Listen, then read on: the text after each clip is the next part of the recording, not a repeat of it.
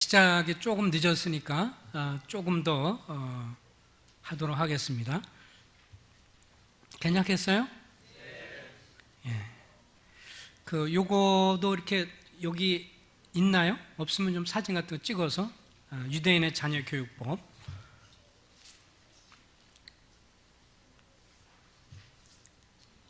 대화하는 부모와 자식 간의 대화 속에서도 굉장히 중요한 건데요. 또 어떻게 보면 성도와 성도 간의 대화, 부부 간의 대화에 있어서도 굉장히 중요한 대화의 어떤 원리도 다 될 수 있는 거죠. 나 메시지를 사용하라. 자식한테도 이제 그런 건데요. 요거를 이렇게 좀 사진을 찍든지 정리하시고 앞에 내용을 좀 같이 한번 보도록 하겠습니다. 나 메시지 쓰는 것은 이제 이런 거잖아요. 너가 왜 그래? 너가 나 메시지하고 너 메시지하고 좀 다르죠, 그죠? 너 메시지는 뭐냐면 우리가 부모가 흔히 하는 건데 너 왜 그래? 너 왜 그러는 거야? 왜 그렇게 했어? 너 지적을 하는 건데 나 메시지는 뭐냐면 아들이 이렇게 하니까 아빠의 마음이 기쁘다 혹은 아빠의 마음이 슬프다. 그 다음에 또 딸이 그렇게 하니까 엄마 마음이 기쁘다 혹은 엄마가 걱정이 된다. 그러니까 핵심은 뭐예요? 아들이 딸이 그러니까 엄마 내가 그리고 아빠 내가 마음이 아프다 슬프다 기쁘다라고 표현하는 거잖아요. 이것이 훨씬 더 공감력이 있는 거예요. 다시 말하면 너 왜 그 모양이야? 너 왜 그렇게 했어? 라고 하는 것보다 너가 그렇게 하니까 엄마 마음이 힘들어, 엄마 마음이 고통스럽다, 이렇게 말할 때 애가 좀 더 그 말을 이렇게 귀 담아 들을 수 있다는 거죠. 서로 대화하는 데서 굉장히 중요한 건데, 특별히 자녀와의 관계 속에서 너 메시지를 우리가 하기 쉽잖아요. 너 왜 그래? 근데 그거보다는 그렇게 하니까 내가 마음이 슬프다, 기쁘다 이렇게 표현을 하는 거죠. 성경에도 보면 선한 말은 꿀송이 같아서 마음에 달고 뼈에 양약이 되느니라 이렇게 성경도 말해주고 있기 때문에 또 자녀들을 향해서 최선을 다하도록 격려해주고 또 자녀를 다른 사람과 비교하지 말라. 제일 아이들이 싫어하는 것이 또 이거잖아요. 또 뭐 우리 어른들도 마찬가지예요. 자매님들이 당신은 왜 그래요? 저 다른 형제님은 이런데 저 김아무개 형제님은 참 친절하던데 어떤 형제는 참 어떤데, 이렇게 말하는 것처럼 열받는 게 없잖아요, 그죠? 다른 형제와 다른 남편과 다른 아내와 자기 자신을 비교할 때 얼마나 힘들겠어요. 자녀도 마찬가지죠. 옆집에는 잘하는데 누구는 그런데, 이렇게 말하는 걸 아이들이 제일 힘들어하죠. 그래서 자녀들에 대해서 최선을 다하도록 하고, 그 대신 뭐냐면 자녀의 과거와 현재를 비교해서 전에는 잘했는데 지금 못하니까 그걸 보면서 마음에 좀 걱정이 된다 혹은 좀 염려가 된다. 전에는 못했는데 지금 이렇게 진보하는 거 보니까 참 기쁘다. 다른 사람과 비교하는 게 아니라 자녀의 지난날의 점수, 지난날의 행적과 또 지금 현재의 어떤 발전 혹은 좀 약간 퇴보, 이런 걸 이제 염려하거나 이렇게 얘기하면서 하면 애가 그거에 대해서 이렇게 덜 힘들어할 수 있죠. 누구랑 비교하는 게 아니라. 그리고 부모가 공부하는데도 좀 본을 보이고, 이게 이제 한 이야기를 좀 볼 건데 EBS 나온 건데, 이분이 이제 수지오라고 미국의 초등학교의 이 교장 선생님이에요. 그 미국에서 그 캘리포니아의 특별히 오렌지 카운티가 이제 부자들이 살고, 거기에 우리나라 돈 많은 좀 부자들이 많이 가서 자식을 공부시키려고 가 있는 그 동네이기도 하고, 그러면서 또 유대인들이 또 그곳에 많이 사나 봐요. 그래서 학생들이 이제 유대인도 많고 한국인도 많고, 교장은 한국분인데 이제 이분은 이제 미국 생활을 오래 해서 수지오라는 분이 이제 한국말은 좀 서툽니다. 근데 이 한국말 서툰 거를 듣기보다 이 양반이 이 말하면서 그 학생들이, 그 이분이 다니는 이 학교에 학생들이 유대인도 절반이고 한국 자녀도 절반인데, 이 부모들이 아이들한테 양육하는 거 보면 굉장히 극명하게 이렇게 차이가 난다 이렇게 했어요. 차이가 뭔지 한번 잘 들어보세요. 그러면서 뭐가 더 좋은 것인지 하는 것을 한번 보시면 좋겠습니다.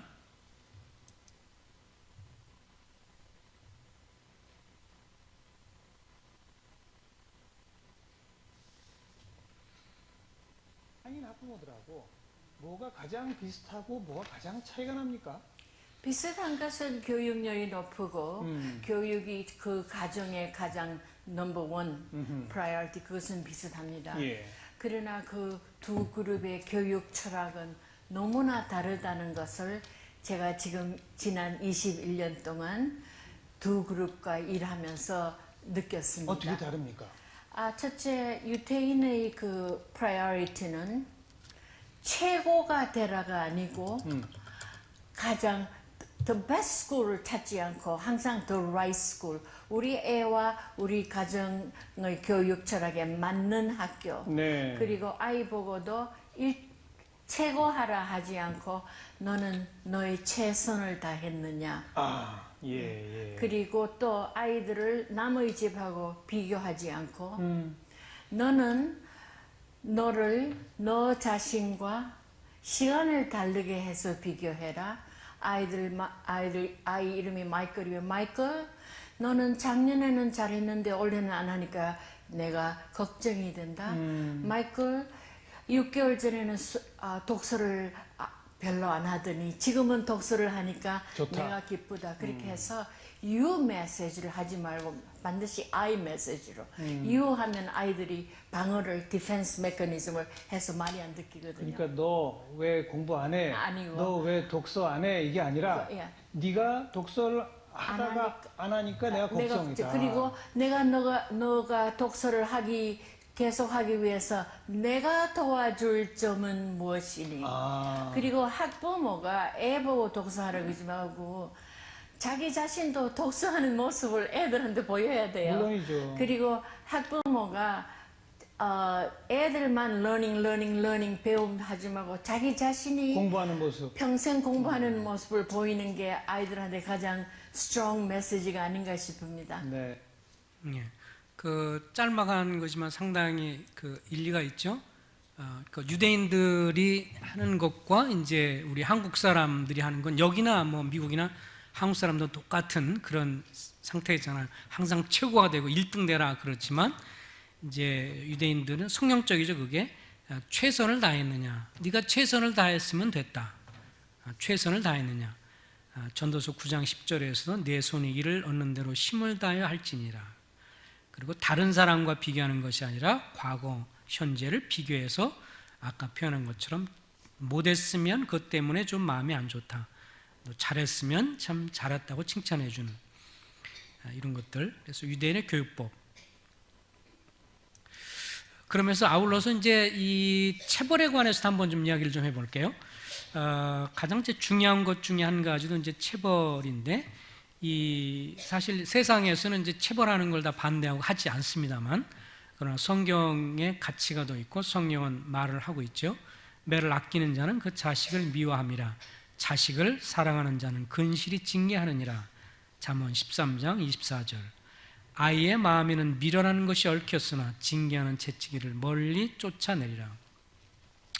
그래서 이 징계에 대해서요, 그 사랑의 매질의 효과에 대해서 그 과거에 이제 방송에 이렇게 나온 내용인데요. 미국의 칼빈 대학교, 기독교 학교인데요. 아동교육 연구팀이 미국과 캐나다 성인 2,600명을 대상으로 그 본인들이 2살부터 7살 정도 시기에 부모로부터 사랑의 매질을 당했던 사람과 아닌 사람의 두 그룹으로 나눠서 2,600명을 대상으로 이렇게 조사를 했는데, 어릴 때 체벌을 당한 사람들이 체벌을 당하지 않는 사람보다 학교 성적이 더 우수했고, 또 체벌을 당하는 사람들이 긍정적인 삶의 자세를 가졌고, 체벌을 받은 사람들이 절제하는 능력이 더 탁월했다. 이것이 결과 보고서입니다. 두 그룹으로 나눠서 한 그룹은 전혀 사랑만 얘기하면서 체벌하지 않았고, 한쪽은 잘못했을 때, 체벌했을 때 이런 차이가 났다고 했습니다. 과거에 어느 모임에 이제 참 불미스러운 일이지만 두 가지 현격하게 나타나는 게 두 분이 이제 장로님이 자녀를 향한 자녀 철학 교육이 완전히 달랐어요. 한 분은 굉장히 사랑파였습니다. 사랑 내 사랑이야. 자식을 오직 그냥 사랑으로, 잘해도 사랑이야, 못해도 사랑이야.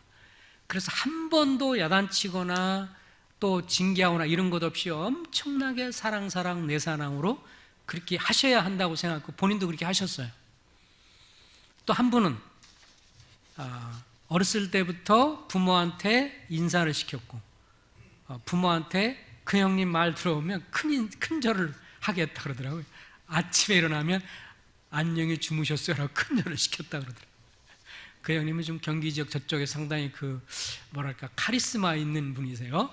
그래가지고 부모님한테 순종해라 부터 시작을 해가지고 많이 배운 분은 아니셨지만 아주 이런 면에서 어렸을 때부터 아주 같은 모임에 두 장로님이셨는데 철학 한쪽은 뭐 너무 사랑 한쪽은 또 가르치고 야단치고 그러면서 이제 징계도 하셨고 근데 결과가 어땠을까?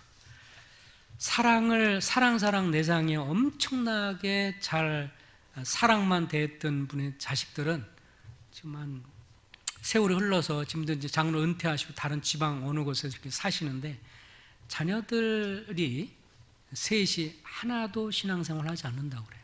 한 명도. 신앙생활도 안 하고 교회생활도 안 하고. 근데 오히려 야단도 치고 사랑에 애매도 했던 그 자녀들은 지금 모임생활 다 잘들 하고 있어요. 그리고 또 잘 섬기고요. 지금도 아주 깍듯해요. 자기 부모님에 대해서 참 효도를 잘하더라고요. 효도를 잘하고 그러면서 참 헌신적으로 그래서 제가 이제 송계지 방문을 같이 또 했었는데 같이 한번 좀 미얀마도 가자고 그래서 같이 가서 거기 세미나도 참석해서 교제도 하고 그러는데 형제님이 그 얘기 하더라고요. 부모를 예배소서 6장을 그 형제님 정말 그 경험으로 얘기를 했어요. 뭐냐면 부모에게 잘하는 사람이 잘 되고 장수하리라 그랬잖아요. 자기는 그것을 경험한다고 얘기하더라고요. 자기의 사업이라는 이런 면에서 잘 되고 그러면서 그 형제님은 간증해서 미얀마 청년들한테 그 얘기를 했어요. 부모를 잘 경외하고 섬길 때 하나님이 복을 주신다. 자기는 실제로 내 자신이 그렇다. 주님이 은혜 주셔서 그렇게 큰 기업은 아니고 조그만 그지만 아주 알짜배기 회사예요. 사장님으로서 그러면서 주님과 복음을 위해서 물질도 잘 쓰시고 그런 면에서 참 훌륭하게 정말 본이 될 만한 이름 얘기하면 다 알 만한 분이신데 그런 면에서 좀 어릴 때 다루는 것이 필요하다. 근데 이제 어떤 분들이 이제 이렇게 말해요. 징계요? 내가요 내 자식을 징계를 엄청 했는데요 효과가 없어요. 못 말려요. 제 자식은 안 돼요. 근데 가만히 보면요 징계를 했느냐 안 했느냐라고 하는 것보다 적절하게 했느냐 그렇지 못했느냐가 굉장히 중요합니다. 무조건 징계했다고 해서 자식이 좋아지는 게 아니에요. 징계를 잘못하면요 나중에 부모와 자식 간이 이렇게 아주 상극이 될 수 있어요. 자, 그래서 이걸 한번 살펴보겠습니다. 징계하려면 체벌하려면 반드시 일관성이 좀 있어야 돼요. 일관성이 있어야 합니다. 그래서 기분이 나쁘면 했다, 기분 나쁘면 안 했다가 거짓말했다, 잘못했다 그러면 거짓말한 거에 대해서 기분이 좋으면 넘어가고 기분 나쁘면 때리고 이러면 애한테 별로 효과가 없는 것이죠. 그러니까 일관성이 있어야 되고 언제부터 징계하느냐 전문가들은요 2살 때부터 가능하다 합니다. 2살이 뭐냐면 말귀가 알아들을 때 말귀가 알아들을 때 그렇다고 해서 2살짜리를 애를 어떻게 때리겠어요? 심하게 한 대를 때리더라도 손바닥이든 엉덩이 때려도 한 대 맞으러 따끔하게. 어떤 경우는 교회에서 보면 그런 거 있어요. 애들이 다니면서 맴매 놀고 있어요. 놀면서 맴매 해야지. 엄마가 아빠가 툭 하면 맴매 할 거야 라고 말만 한 거예요. 이렇게 애가 놀면서 맴매 놀고 있어요. 얘는 맴매를 제대로 당했다는 거예요, 안 당했다는 거예요?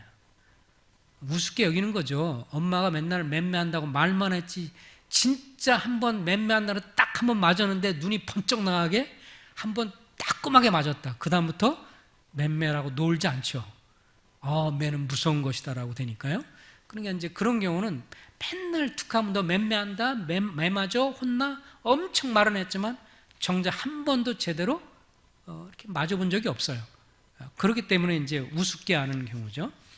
어쨌든 2살부터 말귀를 알아들 때부터 손바닥이든 엉덩이든 따끔하게 한 대를 맞더라도 하면 잘못됐구나 알아서 인식을 할 수 있다는 거예요. 그 대신 이제 징계할 때 중요한 게 그겁니다. 어떻게 징계할 것이냐 하는 것입니다. 많은 분들이 이제 어떤 실수를 하냐면 엄마가 이제 애를 따르면서 언니도 있고 동생도 있고 그 다음에 친구들도 있는데 거기서 야단을 쳐. 그럼 애는 어떻겠어요? 다른 사람이 보는 데서 야단을 맞으면 애가 그 야단 맞은 내용에 대해서 충분히 숙지할까요? 창피하다고만 느낄까요? 예, 창피하다고만 느껴요. 그러니까 효과가 없어요. 그러니까 징계를 하려면 한 대가 됐든 뭐가 됐든 조용한 방으로 들어가야 합니다. 아무도 안 보는데 동생이 보지도 않고 형이 보지도 않고 친구도 어느 누구도 안 보는 대로 별도의 공간으로 데리고 가야 거기서 혼자 개인적으로 엄마든 아빠든 얘기해야 효과가 있습니다. 보는 사람 앞에서 야단치는 건 아무런 소용이 없고요. 오히려 놀림거리가 돼요. 그리고 반항심만 생겨요. 엄마가 아빠가 나를 창피를 주는구나 이런 생각을 해서 효과가 별로 없습니다. 그래서 나중에 징계를 하시려면 야단을 치더라도 꼭 따로 불러서 개인적으로 해야 한다는 거. 이제 제일 먼저 이제 하는 것 중에서 애를 이제 뭔가 이제 화가 나고 불순종해하고 막 아무튼 너무 자극을 시켜서 엄마 아빠가 화가 났어요. 그때 금방 징계하는 건 효과가 별로 없습니다. 그래서 어떻게 하냐면 애를 방으로 잠깐 들어가라 그러고 잠깐 반성하고 있어. 그리고 주님 앞에 어떻게 기도해야 돼요? 주님, 제가 감정을 누그러뜨릴 수 있게 해주십시오. 제일 안 좋은 건 뭐냐면 애를 향해서 화가 난 채로 쫓아가면서 애는 도망가고 이리와 이놈 이런데 도망가고 쫓아가니까 너무 빨리 도망가니까 엄마가 닥치는 대로 뭐예요? 집어 던지는 거예요. 그죠? 쫓아가면서 저것이 도망가니까 뭐 빗자루 집어 던지고 피하니까 저 피해. 그래 나중에 저것도 던지고 막 이렇게 쫓아다니면 이거는 효과가 없는 거예요. 이건 효과가 없습니다. 이런 식으로 하면. 그러니까 그리고 또 어떤 남자들 같은 경우 형제들 같은 경우 화가 난다고 이리와 그러면서 귀싸대기가 들어가고 막 뭐 라이트 훅 레프트 훅 막 들어가면서 막 이렇게 치는 거. 그래서 불이 번쩍번쩍 하는 거. 부모한테 그렇게 맞고 나서 난 징계 잘 받아 이렇게 생각하는 사람 없고요. 그 다음에 특별히 아빠가 손으로 자식을 때리는 건 하지 마셔야 합니다. 나중에 이제 손으로 막 때리잖아요. 나중에 잘했어. 이리 와봐. 잘했어. 내 자랑스러움. 왜래요? 왜? 손에 대한 기억이 좋아요? 나빠요? 손으로 뺨을 때리거나 손으로 때리고 그러면 기억이 별로 안 좋아요. 그러니까 그렇게 하는 거에 대해서 하지 말고요. 이거는 오히려 격려해주고 포옹해주고 격려해주고 그 다음에 이렇게 토닥여주고 이럴 때 쓰고 이거로 갖고 이렇게 손으로 다 하지 않도록 이렇게 조심을 해야 합니다. 그래서 꼭 내지를 하려면 뭐예요? 회초리 같은 걸 준비를 해서 회초리를 가지고 하는 게 좋습니다. 그래서 아이들이 어렸을 때는요, 초등학교 때부터 있을 때 어떤 게 좋냐면 사랑의 매라도 이렇게 해서 식탁에 보이는 데 딱 걸어 놓는 거예요. 전시 효과 아주 좋습니다. 예, 애들한테 언제든지 저거 잘못하면 맞을 수 있다는 걸 보여주는 거거든요. 갑자기 은밀한 무기를 꺼내오시지 마시고 아무거나 닥치는 대로 막 그냥 다 쓰지 마시고 항상 일정하게 이렇게 대나무 같은 거로 이렇게 돼 있는 거. 그래서 이렇게 딱 사랑에 매락할 수 있는 걸 딱 이렇게 해서 걸어놓으면 잘못하면 적으로 맞을 수 있다는 효과를 보여주는 것도 어린아이한테 굉장히 좋습니다. 효과는 덜 맞을 수도 있고 정신 차릴 수도 있고. 어쨌든 감정을 누그러뜨리고 애가 들어가게 하고 주님 앞에 기도하면서 감정 누그러진 상태에서 들어가서 어떻게 될까요? 들어가자마자 이리 와. 몇 대 맞을 거야. 때리는 것보다 항상 뭘 먼저 물어봐야 되죠? 무엇을 잘못했지? 확인해야 합니다. 어떤 경우 애가 막 맞아요. 근데 왜 때리는지 몰라. 엄마 아빠가 왜 맞는지 몰라. 잘못했어요. 뭘 잘못했어요? 몰라요. 최악입니다 이거죠. 빵 맞으면서 나 잘못했어요. 앞으로 안 그렇게. 뭘 잘못했어요? 몰라요. 잘못했어요. 앞으로 안 할게요. 이건 비극이에요. 억울한 거예요 이거는. 애한테 왜 맞았는지도 왜 맞는지도 모르는데 무조건 잘못했어 이러면 이거는 아무 소용이 없어요. 그죠? 그건 아빠나 엄마가 지금 감정으로 때린다는 것밖에 없는 거죠. 먼저 물어봐야 합니다. 너 뭘 잘못했어? 그래서 제가 뭐 거짓말했어요. 뭐 훔쳤어요. 뭐 잘못했어요. 뭐 거짓말하거나 억지로 누굴 뺏었어요. 뭘 때렸어요. 뭐 그러면서 뭔가 잘못한 거에 대해서 자기가 얘기하면 그렇지? 너 분명히 그때 안 하기로 했는데 이렇게 한 거지? 너 잘못했으니까 오늘 맞는 거야? 근데 애들은 알아요. 내가 잘못해서 맞는 거는요, 맞으면서도 자기가 잘못했다는 걸 알기 때문에 억울함이 없어요. 자기가 잘못한 걸 인식하고 맞는 경우. 근데 자기는 잘못했다고 생각하지 않는 거를 맞을 때는 억울함이 있고 반발이 생겨요. 그래서 충분히 애한테 한 대를 징계하더라도 애가 인식할 수 있게 해야 합니다. 그래서 그런 부분에서 자기가 뭔가 잘못했다는 걸 충분히 인식하고 그런 다음에 이제 뭐 애 경중에 따라서 뭐 2대가 됐든 3대가 됐든 5대가 됐든 따끔하게 그 대신 얼굴 이런 거 하지 말고 주로 엉덩이. 그래서 미국이라는 사회는 미국 같은 그 성도들을 보면 그렇게 하더라고요. 거기는 이게 이제 심각하잖아요. 우리나라도 지금 약간 그럴 텐데 만약 울면 옆집에서 아동 학대로 신고하면 경찰이 와가지고 부모한테 자격 없다고 데리고 가버려요, 애를. 그러니까 미국 사회에서 어떻게 하냐면 성도들이 딱 그렇게 해요. 먼저 창문을 다 닫으세요. 창문 다 닫고 그리고 화장실 밀폐돼서 다른 데 소리 안 들리는 대로 들어가라고 그래요. 그래서 다른 사람 오해해서 신고하지 않도록 어쨌든 조용한 데 가서 그러고 나서 자기 자신이 잘못한 거 인식하고 그러고 나면 거기서 때리는 거죠. 몇 대를 따끔하게 때리고 그러고 난 다음에 그럼 애가 울죠? 반성하라고 잠깐 나옵니다. 그래서 잠깐 나와서 애가 반성하게 하고요. 한 5분 정도는 훌쩍거리고 울고 자기 잘못을 인정할 때 그러면 다시 들어가서 이제 그때 얘기하는 겁니다. 너가 그렇게 한 거에 대해서 참 마음이 아프고 넌 그렇게 하지 말았어야 되는데 너 그렇게 한 거야. 그래서 너를 때리는 것은 사랑하기 때문에 그런 것이지 너를 미워하는 것은 아니었어. 그런 얘기 해주면서 자녀를 품에 안고 기도해 줍니다. 그래서 다시는 그렇게 하지 않게 해달라고 그러고 근데 이런 일반적으로 저도 우리 아이를 했지만 그렇게 애를 징계하고 퍼듬고 기도하면 눈물이 나와요. 사랑하는 자식을 내가 때렸는데 멀쩡하게 저도 울면서 기도해요. 울면서 기도하면서 다시는 이런 일을 하지 않게 하고 이런 일이 없기를 원하고 또 아이가 이런 나쁜 짓을 하지 않게 되기를 원합니다. 눈물로 이렇게 같이 기도하면요. 애들이 어떤 느낌이냐면 자기가 잘못한 거에 대해서 야단 맞았지만 엄마가 아빠가 자기를 포옹해주고 이런 게 때문에 해소가 돼요. 그래서 전에보다 그래서 징계를 적절히 하면 어떤 장점이 있냐면 전에보다 더 친밀해져요. 근데 안 좋은 건 뭐냐면 이렇게 징계하고 때리고 그 다음부터 쓱 나와버려. 엄마 아빠가 안 풀어주는 거야. 야단을 치고 혼내고 그냥 나오고 아무 말도 안 해. 그럼 애는 얼마나 불안하고 안 좋아요. 그래서 그냥 이렇게 내비두면요 애들 감정을 풀어줘야 되는데 안 풀어주고 내비두면 안 좋은 감정이 쌓여요. 그리고 부정적인 생각도 많고요. 그래서 꼭 징계를 하시면 징계한 다음에 꼭 풀어주면서 사랑한다고 포옹도 해주고 기도도 해주고 그러면서 그 격려를 해주고 그런 걸 꼭 해야 합니다. 이런 것들을 어렸을 때 몇 번만 하면 나중에 매 때릴 일이 거의 없어요. 애들이 금방 알아듣기 때문에요. 근데 이런 것들이 안 되고 막 안 좋은 거 막 사정없이 때리고 도망다니고 막 뭐 때리는 것도 막 한두 끝도 없이 막 때린다든지 손이 막 올라가고 막 이런 식으로 감정적이 되면 맞은 애는 맞는 대로 엄청 맞았지만 효과는 없어요. 감정이 많이 실었으니까. 그리고 애도 그 부분에 대해서 이 아버지의 엄마의 감정에 이런 걸 느꼈기 때문에 기분이 안 좋고요. 그래서 손이 그래서 안 들어갈 수 있도록 손보다는 매를 하는 것이 좋습니다. 그래서 감정이 덜 실리기 때문에 그런 거를 좀 하는 게 필요하고요.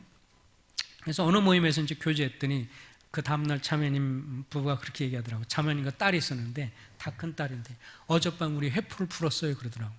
그래서 무슨 회포를 풀었어요 그랬더니 사실 자매님 입장에서는 어렸을 때 그 자매가 지금은 이제 먼저 다 성장해서 직장생활하는 자매인데 어렸을 때 그렇게 뺀질거려가지고 그 쫓아내면서 그렇게 아주 씨름을 많이 해가지고 힘들었다는 거예요. 그러니까 이제 엄마 입장에서 뭐냐면 아주 내 저놈의 딸내미는 저기 아주 뺀질이어서 내가 그냥 아주 힘들었다.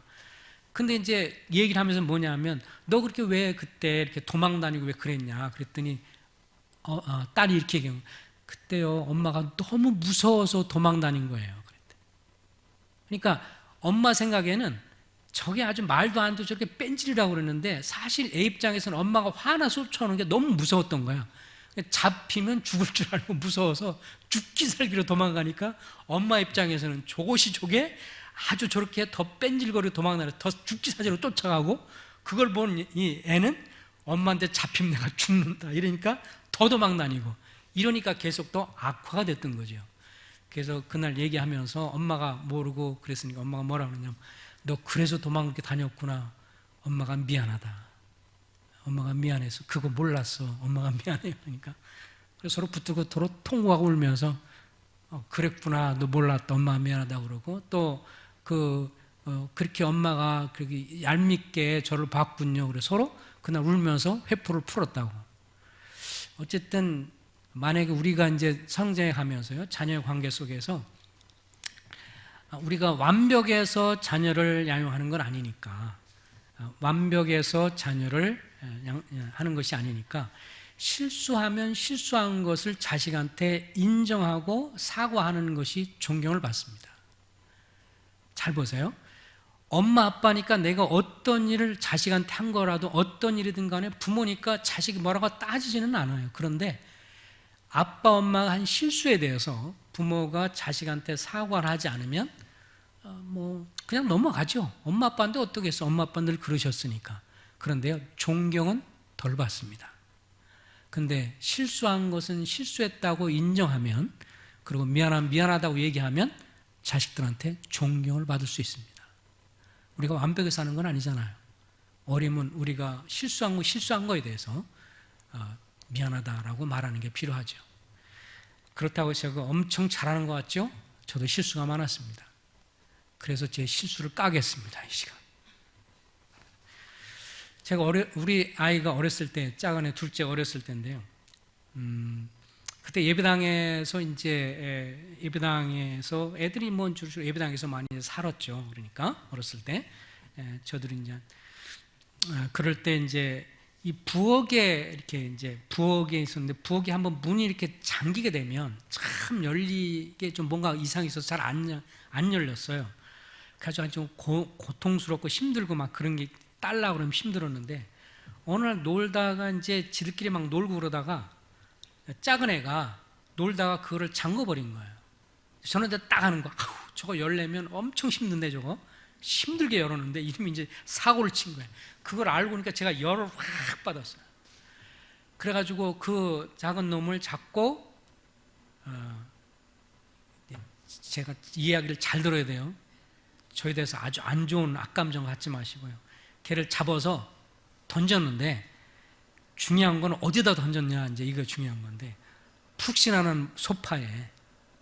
어디라고요?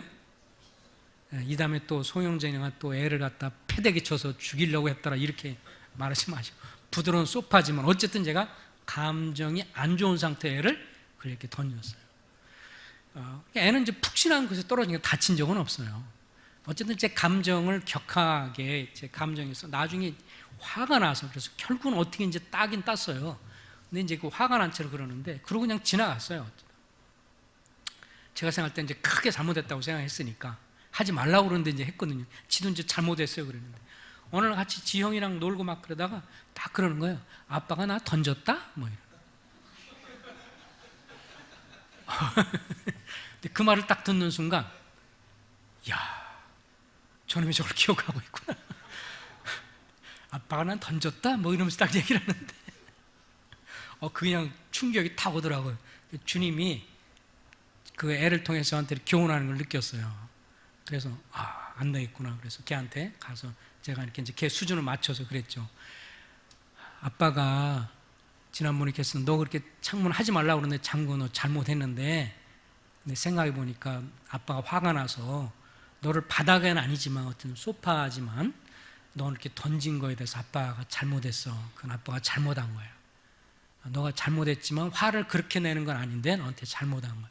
아빠가 잘못했어. 아빠 용서해줘. 내가 잘못한 거야. 그랬더니 나를 쳐다보더니, 알았어요. 용서할게요. 그러고 넘어갔어요. 그 뒤로 얘가 지금도 기억하는지 안 하는지는 모르겠어요. 한번 뭐 제 마음의 생각 기억하겠죠. 근데 만약에 이제 그 생각이에요. 그런 거를 제가 그냥 지나가면 얘 마음 가운데는 아빠를 향해서 늘 나를 던진 나를 던진 아빠 이런 생각할 거 아니에요. 그래서 부정적인 그런 면에 있어서 그래서 제가 이제 그런 생각이 들어요.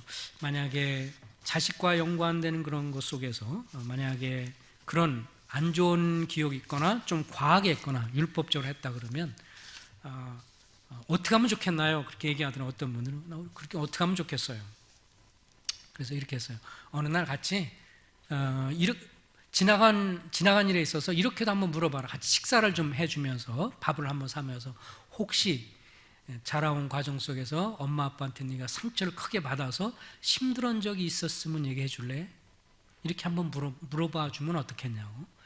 말은 못하지만 마음에 상처가 있다면 한번 얘기해 달라고 그렇게 얘기를 하는 것도 필요하다고 생각합니다. 그래서 만약 표현해서 없다고 그러면 정말 없다고 그러면 정말 없는 거야? 그러면 다행이고 만약 있다면 얘기해. 아빠가 엄마가 사과할게. 사과하는 것도 참 필요합니다.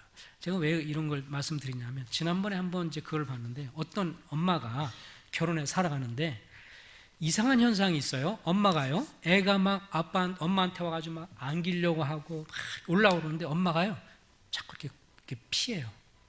그리고 이렇게 자꾸 이렇게 안기고 오면 자꾸 이렇게 피해. 이렇게 거절을 해. 그러니까 애는 더 엄마한테 막 올라가 막 그런데 계속 이렇게 거절하고 막 그래. 그래서 언뜻 느낄 때, 이건 친딸이 아니고 의붓딸인가 싶을 정도로 이렇게 거절하더라고요. 그러니까 나중에 이제 그거에 대해서 방송국에서 이제 그 얘기 보여주는데, 나중에 그렇게 얘기를 해요. 왜 그렇게 그러냐면, 나도 몰라요. 계속 제 딸이 오는 게 이렇게 싫어요. 정말 싫어요. 그러면서 이렇게 쟤는 막 나한테 안기러 오는데 나는 너무 싫고 막 싫어요. 그래서 정말 나도 마음으로는 그러지 말아야 되는 거 아는데 그것이 잘 안 되고 힘들어요. 막 그래요. 그러니까 이제 한번 이렇게 전문가들을 보면서 한마디 물어봐요.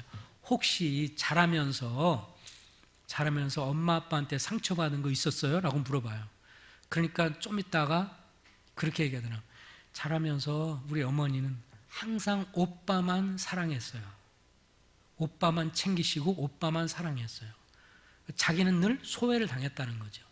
그래서 그거에 대한 거 얘기를 하면서 그걸 얘기하면서 이렇게 눈 핑 돌더라고요. 눈물 흘리고.